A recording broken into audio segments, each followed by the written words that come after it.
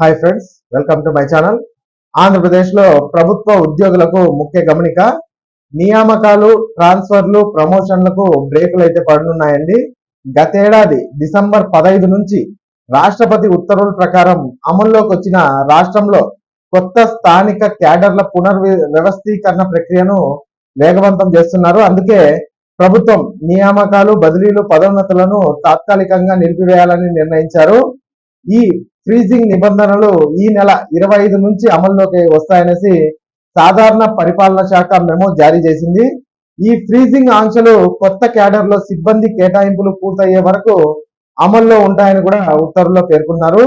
ఈ నెల 25 నుంచి అమల్లోకి వచ్చే ఈ ఫ్రీజింగ్ కాలంలో కొత్త పోస్టుల సృష్టి కానీ, ఉన్న పోస్టుల అప్గ్రేడేషన్, అలాగే రద్దు, పోస్టులకు సంబంధించిన మార్పులపైన నిషేధం అయితే ఉంటుంది.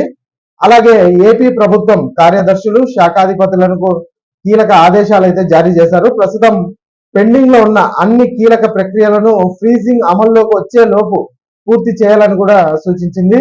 ఇప్పటికే సెలక్షన్ పోస్టులకు సంబంధించి డిపిసి ప్రక్రియ పూర్తి చేయడం, ఇప్పటికే ఆమోదం పొంది ఆర్థిక శాఖ అనుమతి పొంది ఖాళీగా ఉన్న పోస్టులకు ప్రమోషన్లకు ఆదేశాలు ఇవ్వడం, నిబంధనల ప్రకారం అవసరమైన బదిలీలు, డిప్యుటేషన్లు, ఉత్తర్వులు ఇవ్వాలి అని కూడా పేర్కొన్నారు.